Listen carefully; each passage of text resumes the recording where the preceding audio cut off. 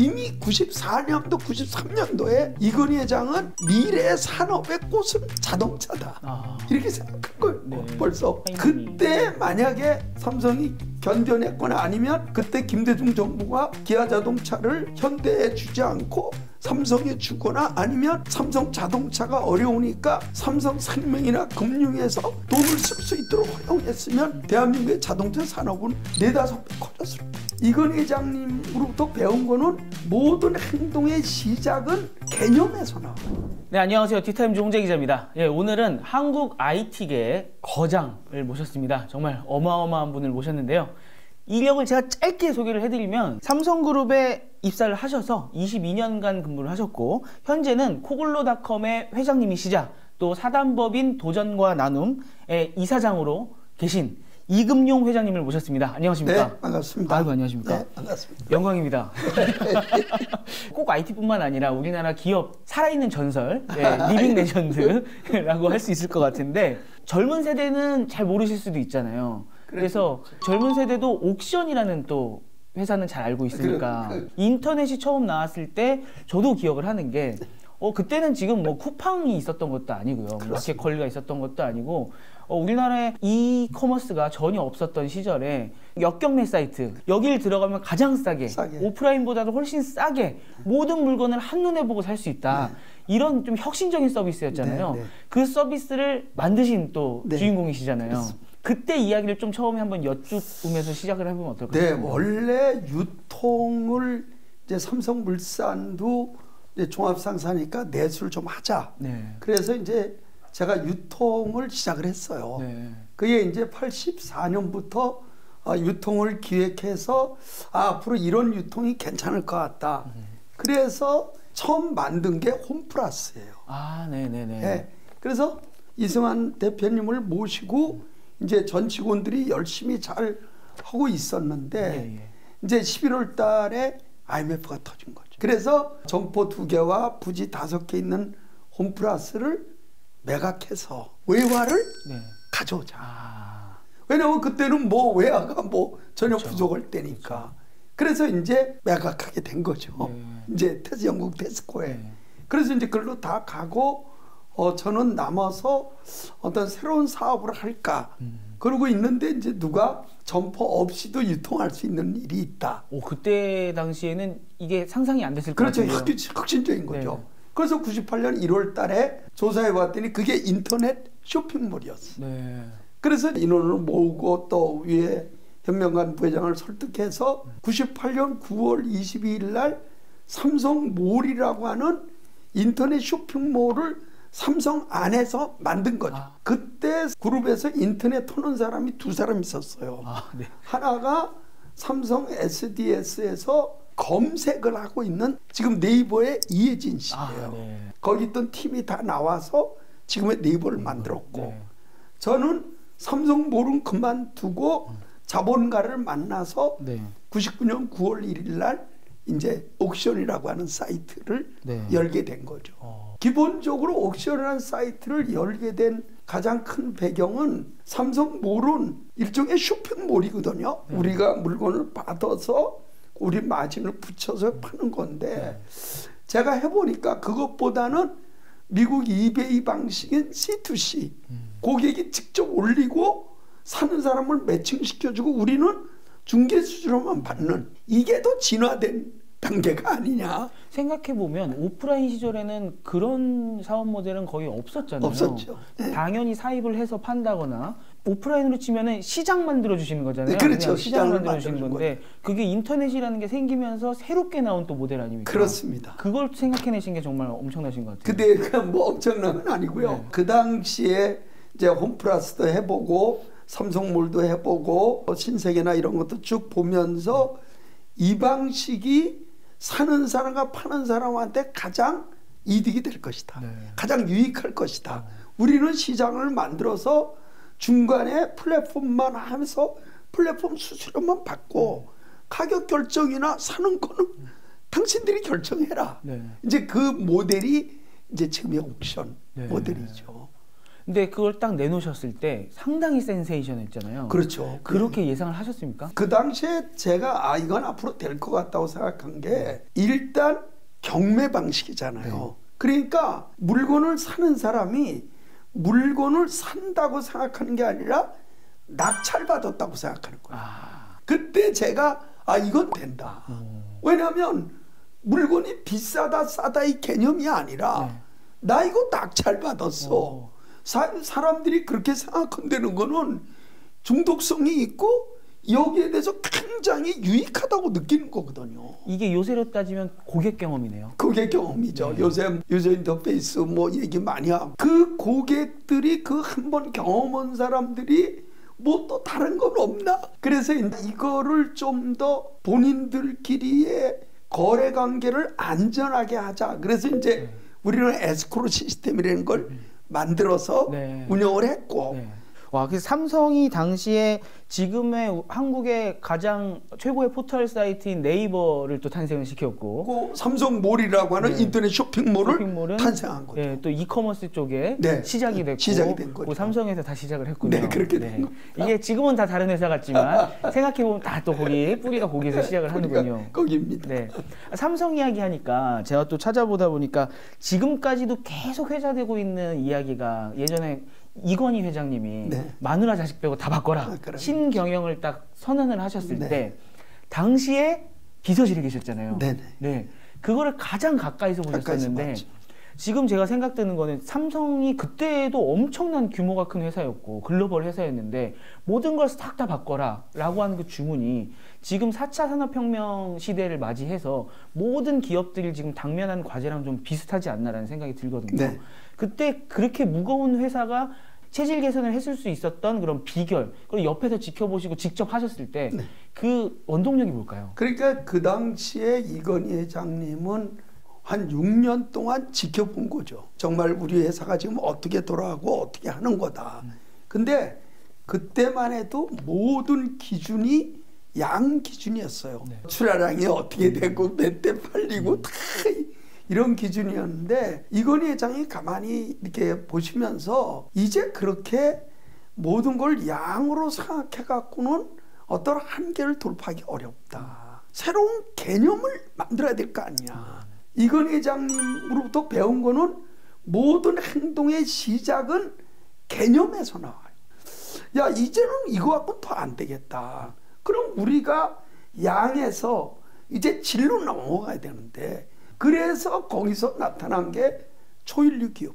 우리 삼성그룹은 초일류 기업으로 가야 된다. 그럼 초일류 기업으로 가는데 1, 2기업과 초일류 기업의 차이는 뭐냐면 1, 2기업은 물건을 싸고 품질 좋게 만들어서 고객의 호응을 얻으면 1, 2기업이에요. 네네. 근데 초일류 기업은 뭐냐면 그 기업이 인류의 행복과 인류의 그 성장에 기여를 해야 돼.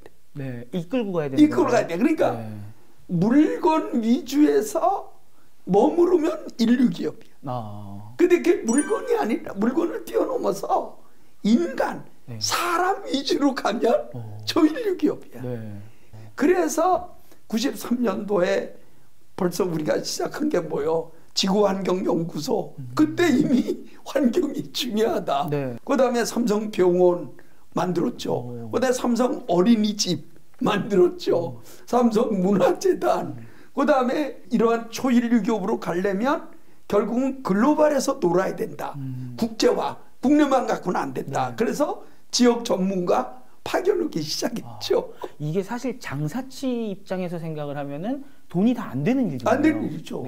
지금 지역 전문가만 7,000명 이상 갔을 텐데 그거 1억 5천만 따져도 1조잖아요. 이게 결국은 이건희 회장이 생각한 거는 기업가가 가져야 될 가장 기본적인 조건이 변화를 잃는 거하고 사람을 보는 거예요. 이 두 개는 절대적으로 이게 없이 기업가는 불가능해요. 왜냐하면 이 변화 속에서 기회가 나오잖아요. 사람이 그 일을 수행하잖아요. 근데 그게 없이 인류 기업이 된다? 그건 안 되는 거죠. 혼자 다 할 수는 없으니까. 못해요. 그거는. 그러니까 이건희 회장님은 끊임없이 어떻게 이 변화 속에서 기회를 볼 거냐. 삼성이 끊임없이 어려움이 있어도 자동차 산업을 하려고 그랬던 게 이미 94년도, 93년도에 이건희 회장은 미래 산업의 꽃은 자동차다. 이렇게 생각한 거예요. 벌써. 근데 자동차 산업이라는 게 인허가 산업이에요. 정부에서 허가 내주자면 할 수가 없는 산업이에요. 이게 어려움이 있었지만 삼성이 자동차로 들어갔는데 결국 IMF 때 그때 만약에 삼성이 견뎌냈거나 아니면 그때 김대중 정부가 기아자동차를 현대에 주지 않고 삼성에 주거나 아니면 삼성 자동차가 어려우니까 삼성생명이나 금융에서 돈을 쓸 수 있도록 허용했으면 대한민국의 자동차 산업은 4-5배 커졌을 거예요. 테슬라가 진작에 탄생할 수도 있겠군요. 결국 언제나 미래 새로운 미래를 중심으로 생각하려는 거예요. 그러면 기업인이 만나서 어려워지는 70%는 고정관념이에요. 내가 이렇게 해서 성공했어. 그걸 반복하려고 그러거든. 왜? 그게 편하잖아. 아니 야구 타자가 똑같은 볼 치는 거 봤냐. 아니 내가 예를 들면 아웃콘에서 홈런이 나오면 그 다음 투수는 아웃콘 안 준다니까. 젊은 사람들은 이렇게 얘기할 수 있지만 경험이 본인이 잘 없으니까 이게 산전수전 다 겪으신 회장님들은 보통은 내가 해본 게 맞다고 생각하시잖아요. 어떻게 그건 이제 기업의 개념을 잘 몰라서 그래. 기업이라는 거는 기본적으로 미래의 주인공이 되는 거지 과거를 회상하는 게 아니에요. 그거를 또 제가 정확하게 얘기한다면 기업가와 재력가를 구별 못하는 사람이 많아요. 재력가는 내 능력을 돈으로 기준으로 하는 거예요. 기업가는 내 능력이 미래의 고객을 얼마큼 창출할 수 있느냐 그걸 기준으로 하는 거예요. 기준 방법이 달라요. 그러니까 우리가 조참 포럼을 보통 300명이 6시 반까지 와서 거기서 이제 식사하면서 강연 들을 때 수백 명이 모인 걸 보고 다 놀라는 거예요. 그거를 시작하시게 된 거는 제가 이 슬로건을 봤더니 1000명의 전문가가 10,000명의 기업을 도와준다. 천군만마다 옛날에 천군만마가 그러니까 이미 벌써 지금 400명이 넘게 참여를 하고 있는 건데 이게 지금 아까 말씀하신 기업과 재력가를 구분할 수 있는 모멘텀을 주시기 위해서 하고 계시는 거죠. 그러니까 이제 제가 생각하기에는 우리 같은 시니어가 대한민국에서 후배들을 위해서 할 수 있는 게 뭐가 있냐 이거야. 저는 지금 현재 대한민국이 가지고 있는 가장 중요한 거는 기업가 정신이다라는 거예요. 우리가 기업가하고 경영자를 구별해야 된다는 얘기를 누차 하는데 기업가라는 단어 뒤에는 정신이란 말이 들어가요. 근데 경영자 정신이란 말은 없잖아요. 그렇네요. 경영자는 전문 경영자 이렇게 얘기하잖아요. 그러니까 경영자는 회사 내부의 효율을 기해서 성과를 내는 사람. 기업가는 외부의 환경 변화에서 기회를 보고 도전하는 사람. 이걸 기업가라고 얘기해요. 근데 우리가 정신자가 들어간 게 군인 정신, 기업가 정신, 또 기자 정신. 그 왜 그러냐면 군인은 언제나 사망할 수 있다. 태양의 후예에서 송혜교하고 송중기하고 만나서 송혜교가 군인이 어떻게 됐어요? 물어보니까 군인은 군복이 수위가 될 수 있는 위치다. 아니 그 바쁘신데 또 드라마도 챙겨보십니까? 그러니까 그 위험도가 있다는 거예요. 기자는 정론을 쓰면 권력이나 금력에 의해서 회유당할 위험이 있고 우리는 외부의 환경에서 기회를 보고 도전하니까 실패할 확률이 있는 거예요. 그러니까 기업가 정신한 말을 써주는 거예요. 그러니까 우리 같은 시니어는 그래 너희들이 도전하는 건 좋은데 너희들의 실패 확률을 좀 줄여줄게. 우리가 가지는 지혜로 좀 줄여줄게. 그 다음에 덜 외롭게 해줄게. 창업가가 정말 외롭잖아요. 이거 관두고 그냥 직장 들어가면 얼마나 좋은데 그거를 우리가 너 우리 선배도 있고 네 동료들도 여기 있어. 외롭지 않아. 그거를 우리가 자꾸만 끌어안아줘야 된다는 거예요. 제가 그게 이 시대에 제일 중요하다고 느낀 거예요. 우리가.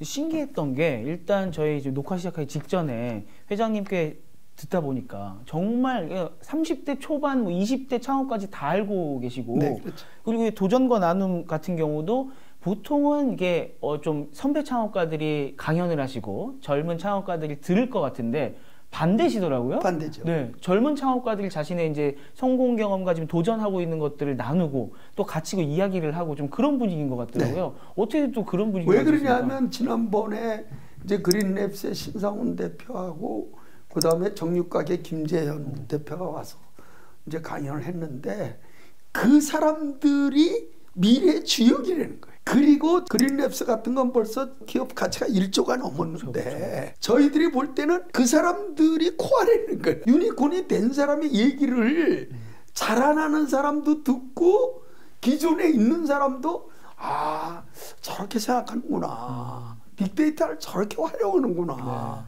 네. 인공지능을 저렇게 하는구나. 자기가 가지고 있는 기존의 그 업의 프로세스를 트랜스포메이션 네. 하는데도 그분들이 롤모델이라는 거예요. 예를 들면 뭐 오늘의 집 같은 경우는 벌써 시가총액이 2조가 넘는데 이승재 대표가 3월 달에 와서 강연하는데 어떻게 저 인테리어 플랫폼 갖고 그렇죠. 저 2조 가치를 저렇게 내느냐. 왜냐하면 지금은 그분들이 가장 최첨단 트렌드로 앞에 가는 분이거든. 그러니까 신생 스타트업들은 저렇게 해서 이렇게 올라갔구나. 기존에 있는 분들은 아 우리도 좀 바뀌어야 되겠구나. 그러니까 이제 그분들을 주역으로 내세우면서 이제 저희들 포럼이 이제 움직여지고 있는 거죠. 그렇게 계속적으로 지금 해오시다 보니 정말 이병철 회장님부터 시작해갖고 지금 그린랩스의 신상훈 대표까지 그렇죠. 쫙 보고 계신데 이 긴 시간 동안 가장 기억에 남는 스타트업 대표 혹시 좀 여쭤봐도 될까요? 많죠. 최근에 본 스타트업 대표는 엔싱이라고 그 농어 스마트팜 하는 김혜연 대표 같은 경우 왜 먹거리나 농업이 기후의 변화를 이렇게 받아야 되나. 그러니까 어떨 땐 농산물 가격이 폭등하고 그렇죠. 어떨 땐 남아서 버리고 왜 이거를 좀 더 안정적으로 할 수 있는 방법이 없나. 거기서부터 출발한 거거든요. 지금 9년 됐는데 참 대단하죠. 난제 아닙니까? 근데 그거는 인류가 생겨나서 지금까지 풀지 못했던 이제 대한민국의 젊은이가 해결하겠다고 나와서 이번에 UAE 아부다비 거기에서도 아마 대통령과 헤드 테이블에 했을 텐데 그 컨테이너 안에서 그 스마트팜으로 모든 작물을 안정적으로 시켜서 그래서 인류의 먹거리를 해결해 보자. 지금 이제 그동안 난제로 여겼던 좁은 공간에서의 배추 재배. 이 배추가요 컨테이너 이런 데서 재배하면 속이 안 생겨요. 거의 해결해 갖고 발표하는데 그게 되면요 아니 일본 시베리아 뭐 어디 다 대한민국 그 종자만 제대로 대한민국 배추가 다 나가는 거예요. 한국 김치를 먹을 수 있게끔. 그렇죠. 그쪽 식당에서는 오리지널 한국 김치 먹는 거예요. 그러니까 이런 거를 이제 30대 젊은이들이 도전하고 있는 거죠. 그리고 뭐 당근마켓 김영현 대표 같은 것도 정말 판교장터라는 그 작은 그 게시판에서부터 지금 얼마나 많은 사람들한테 행복 팔고 김영현 대표가 지금 하고 있는 환경운동은 어마어마할 거요. 지금 이제 투자자들의 보호를 받고 지원을 받아가면서 이제 하나하나씩 이제 성장해 나가고 있는 거죠. 스타트업들이 지금 들어서면서 매출도 일어나고 또 사회적 가치 호응도 받고 하면서 이제 되는 거죠. 그래서 저희들은 기본적으로 어떻게 생각하냐면 위기라는 게 뭐냐. 한국 경제가 위기다. 삼성의 이건희 회장이나 뭐 정주영 우리 정말 맨바닥에서 이룩한 대한민국 경제가 있는데 그러한 하드웨어 경제 또는 제조업의 경제에서 이만큼 왔단 말이에요. 점점 경쟁국에 의해서 점점 그런 업종들이 경쟁력을 잃어가는데 그럼 대한민국은 뭘로 35,000불 또는 4만 불, 5만 불 부를 이룩하고 또 지금 새로 나오는 이 젊은이들에게 양질의 일자리를 줄 거냐. 그거는 스타트업밖에 더 있냐. 그렇게 보는 거죠. 그게 공기업을 많이 뽑는다고 해결되겠냐. 그렇죠. 그런데 이 스타트업들은 리스크에 노출돼 실패에 노출돼 있단 말이에요. 그렇죠, 이 사람들. 그렇죠. 그리고 항상 아 이거 그만두고 그냥 공무원 할까? 아이 그만두고 이런 유혹에 항상 있단 말이에요. 이 사람들은. 네. 잘 품어주시네. 이벨레이션 시키고 네. 부밍 시켜주고 네. 야, 네 곁에 우리 있어. 네. 아, 봐. 네. 투자자도 있잖아. 네. 좀만 열심히 해보자. 우리가 이제 이네이블러 역할을 하는 거죠.